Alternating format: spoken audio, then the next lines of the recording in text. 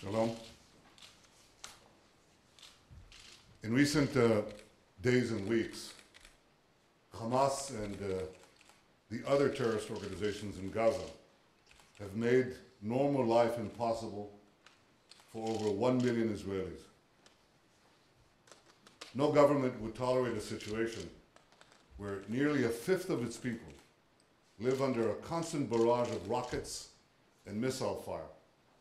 And Israel will not tolerate this situation.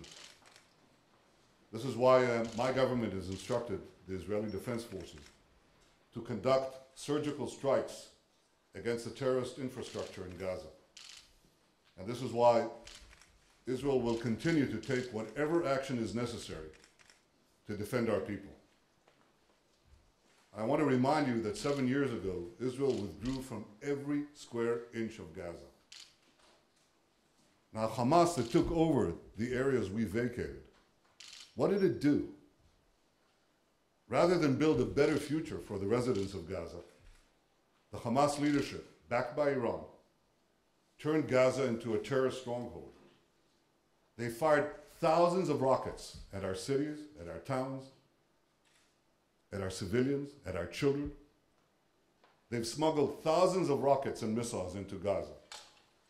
And they deliberately placed these rockets and missiles in civilian areas, in homes, in schools, near hospitals. This year alone, they fired over 1,000 rockets and missiles at Israel, including close to 200 rockets in the last 24 hours. I'm stressing this because it's important to understand one simple point. There is no moral symmetry. There is no moral equivalence between Israel and the terrorist organizations in Gaza. The terrorists are committing a double war crime. They fire at Israeli civilians and they hide behind Palestinian civilians.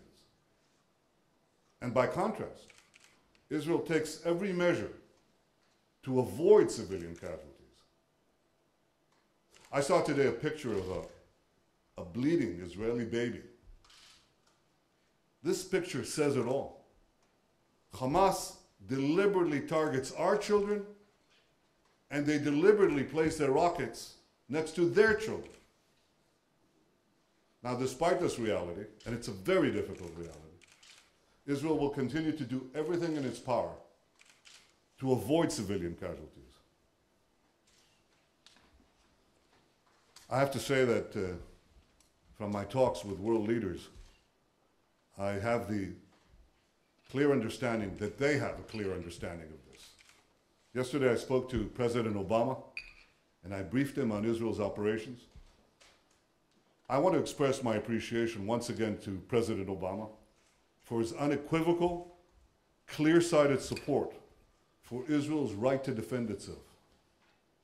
I also want to express my appreciation to the other world leaders I've had a chance to speak to in the last 24 hours, to President Hollande of France, to UN Secretary General Ban Ki-moon, to EU Foreign Secretary, Foreign Minister Catherine Ashton, and to the Quartet representative Tony Blair.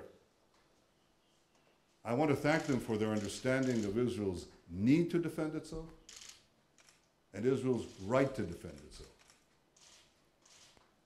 In the past 24 hours, Israel has made it clear that it will not tolerate rocket and missile attacks on its civilians.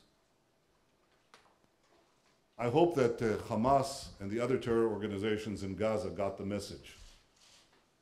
If not, Israel is prepared to take whatever action is necessary to defend our people.